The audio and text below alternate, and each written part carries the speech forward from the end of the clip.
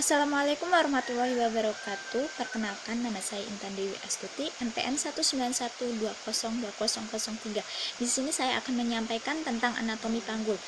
Di sini saya sudah mempunyai gambar anatomi panggul. Nah, anatomi panggul sendiri mempunyai bagian-bagian, yaitu terdiri dari 3 bagian, diantaranya yaitu os sacrum, os coccygeus, dan 2 os coccygii, yaitu kanan dan kiri. Di mana os coccygii sendiri mempunyai bagian, yaitu os ilium, os ischium, dan os pubis. Nah, os pubis ini biasanya terdapat rambut pada bagian kulitnya. Kemudian bagian panggul sendiri ini juga mempunyai bidang, yaitu terdiri atas pintu atas panggul, ruang tengah panggul, dan pintu bawah panggul, yang dimana pintu atas panggul berada pada promotorium. Ini promotorium, kemudian melewati linea inomenata sampai tepi atas simfisis. Jadi pintu atas panggul itu melingkar ya, dari promotorium, kemudian linea inomenata, dan ke tepi atas simfisis, kemudian linea inomenata sampai ke promotorium lagi. Jadi melingkar. Kemudian pintu atas panggul ini kita bisa menghitung conjugata vera, conjugata diagonalis, kemudian diameter oblik, dan diameter transversal, yang dimana conjugata vera adalah panjang jarak dari tepis atas simfisis ke promotorium. Ini biasanya 11 cm. Namun conjugata vera ini tidak bisa diukur langsung dari promotorium karena jaraknya yaitu dari tepi atas simfisis ke promotorium. Maka kita menghitungnya dengan menggunakan conjugata diagonalis, yang dimana conjugata diagonalis dengan menghitung jarak antara tepi bawah simfisis ke promotorium. Nah, bagaimana cara menghitungnya? Jarak conjugata diagonalis dari tepi bawah simfisis ke promotorium dikurangi 1,5 cm. Kemudian selanjutnya yaitu diameter transversal. Diameter transversal sendiri yaitu jarak terjauh melintang pada pintu atas panggul. Di sini biasanya panjangnya 12,5 sampai 13 cm, yaitu melintang. Jadi dari sini sampai ke sini. Saya garis saja. Dari sini sampai ke sini. Jadi pintu atas panggul itu melingkar ya, dari promotorium, kemudian linea inomenata, dan ke tepi atas simfisis, kemudian linea inomenata sampai ke promotorium lagi. Jadi melingkar.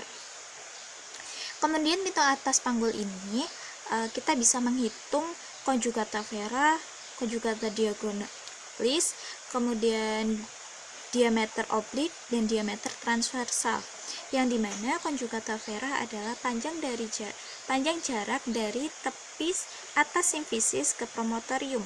Ini biasanya 11 cm. Namun conjugata vera ini tidak bisa diukur langsung dari promotorium karena jaraknya yaitu dari tepi atas simfisis ke promotorium. Maka kita menghitungnya dengan menggunakan conjugata diagonalis, yang dimana conjugata diagonalis dengan menghitung jarak antara tepi bawah simfisis ke promotorium. Nah, bagaimana cara menghitungnya? Jarak conjugata diagonalis dari tepi bawah simfisis ke promotorium dikurangi 1,5 cm. Kemudian selanjutnya yaitu diameter transversal.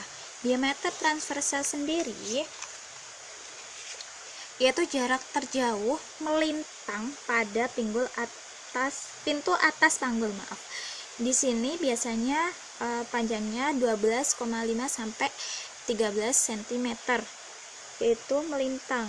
Jadi dari sini sampai ke sini. Saya garis saja. Dari sini sampai ke sini.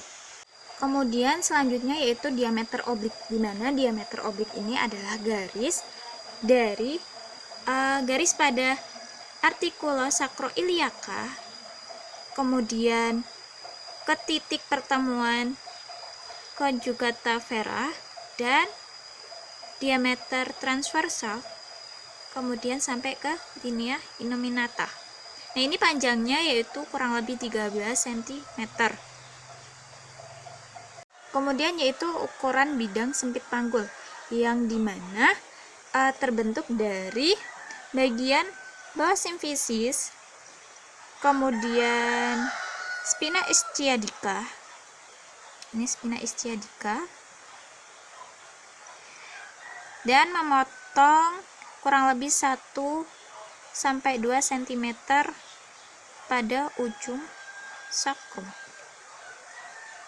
Lihat di sini, memotong ujungnya di sini, ya, di bagian bawah sini. Nah, kemudian ditarik, nanti akan terbentuk lingkaran. Nah, itu bagian sempit panggul. Kemudian ukuran pintu bawah panggul, yaitu terdiri dari 2 bidang segitiga dengan dasar yang sama dan ditarik, digariskan atau dihubungkan. Jadi terdiri dari 2 segitiga kemudian dihubungkan. Nah, ini adalah pintu bawah panggul, terdiri dari 2 bidang segitiga dengan dasar yang sama. Kemudian saya akan menjelaskan tentang station. Station yaitu penurunan kepala janin dengan ketentuan sebagai berikut. Ketika kepala janin sudah memasuki pintu atas panggul atau sudah masuk ke panggul, sudah melewati pintu atas panggul gitu kan. Nah, itu kita bisa menilainya dengan station ini, yaitu dimana patokannya yaitu spina ischiadica, dimana pada saat dimana titik spina ischiadica ini poin 0 atau 1 cm di atas spina ischiadica, kita beri poin min 1 sampai 5. Jadi 5 cm di atas spina ischiadica yaitu min 5, min 4, min 3, min 2, min 1. Kemudian di bawah spina ischiadica 1 cm yaitu dikasih poin plus 1.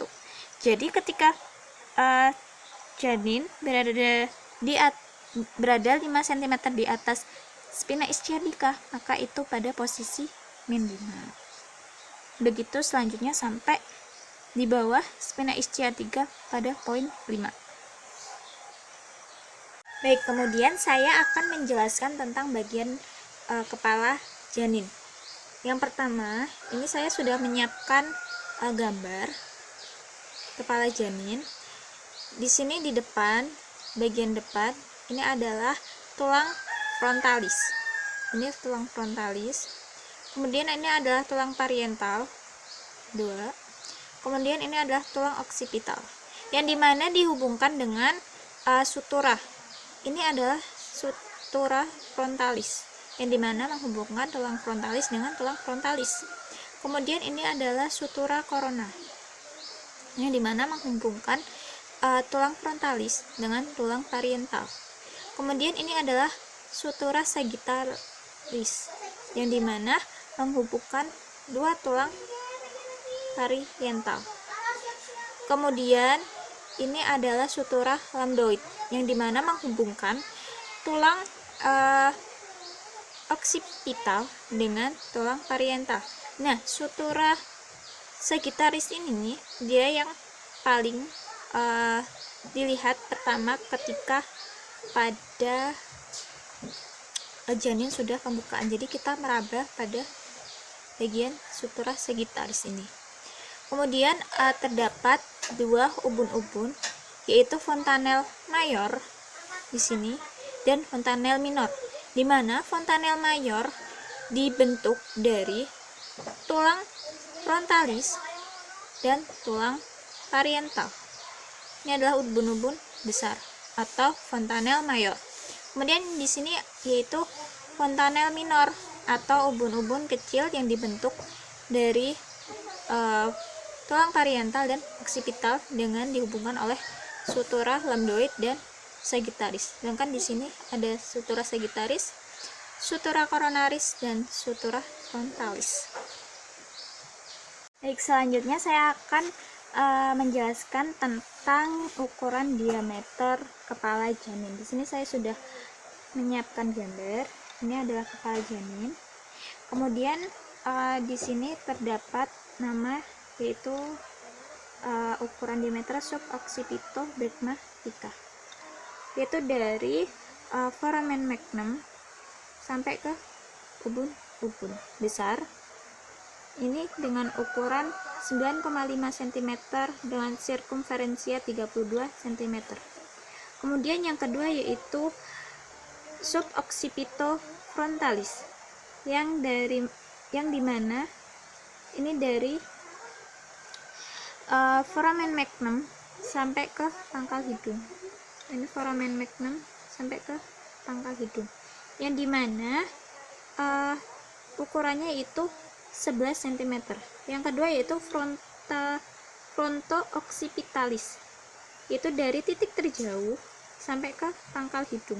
Yang tadi suboccipitofrontalis itu dari foramen magnum, yang ini fronto-occipitalis dari titik terjauh dengan ukuran 12 cm dan sirkumferensia 34 cm. Kemudian mento-occipito, yaitu dari dagu sampai ke titik terjauh.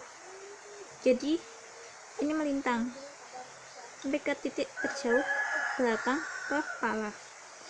Ini yaitu ukurannya 13,5 cm dengan sirkumferensia 35 cm. Kemudian selanjutnya yaitu submentobregmatica, yang dimana dari bawah dagu ke ubun-ubun besar dan kembali lagi.